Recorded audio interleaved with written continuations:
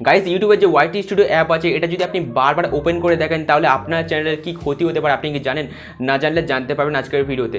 তো অনেকেই মনে করেন এই যে ওয়াইটি স্টুডিও অ্যাপ এটা যদি বারবার ওপেন করে দেখা হয় তাহলে চ্যানেলের সাবস্ক্রাইবার কমে যায়, ওয়াচ টাইম কমে যায়, ভিউজ কমে যায়, অনেকে কিন্তু মনে করেন। তো ইউটিউব ক্রিয়েটারদের মানে প্রত্যেকটা ক্রিয়েটারদের কেন এই অ্যাপ্লিকেশনটা দেওয়া হয়েছে? যাতে প্রত্যেকটা ইউটিউবার তাদের চ্যানেলে সব কিছু চেক করতে পারে, কোন ভিডিও থেকে কত ওয়াচ টাইম আসছে, কোন ভিডিও থেকে কত সাবস্ক্রাইবার আসছে, কোন ভিডিওর ইমপ্রেশন বেশি আছে, সব কিছুই যাতে চেক করতে পারে সেজন্য কিন্তু এই অ্যাপ্লিকেশনটা প্রত্যেকটা ইউটিউবারদের দেওয়া হয়েছে। কারণ ক্রোম ব্রাউজারে ওয়াইটি স্টুডিও ওপেন করে দেখা এটা একটা ঝামেলাপূর্ণ কাজ, সেই জন্য ইউটিউব প্রত্যেকটা ক্রিয়েটারদের এই ওয়াইটি স্টুডিও অ্যাপ্লিকেশনটা দিয়েছে।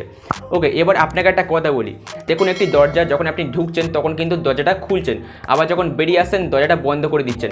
তো এই যে খোলা বন্ধ আপনি করছেন, এতে কি দরজাটার কোনো ক্ষতি হচ্ছে? কখনোই ক্ষতি হচ্ছে না। তেমনই সেম ওয়াইটি স্টুডিও অ্যাপ প্রত্যেকটা ইউটিউবারদের দেওয়া হয়েছে যাতে তারা তাদের চ্যানেলের কী হচ্ছে না হচ্ছে সব কিছু চেক করতে পারে। এটা আপনি 1000 বার খুলুন, লাখ বার খুলুন, কোটি বার খুলুন, কোনো আপনার চ্যানেলের ক্ষতি হবে না। আপনি একদম নিশ্চিন্তে থাকতে পারেন, আপনার চ্যানেলের কোনো রকম ক্ষতি হবে না। তো এইসব ভুল ধারণা থেকে আপনি দূরে থাকুন, আপনি মেন ভিডিও থেকে ফোকাস করুন, আপনার চ্যানেলটাকে আপনি দাঁড় করেন। That's it. তো আই হোপ আজকের ভিডিও ভালো লেগেছে। যদি ভালো লাগে অবশ্যই ভিডিওতে লাইক করবেন এবং চ্যানেলে যদি আপনি নতুন হয়ে থাকেন সাবস্ক্রাইব করবেন। দেখা হচ্ছে নেক্সট ভিডিওতে। টাটা।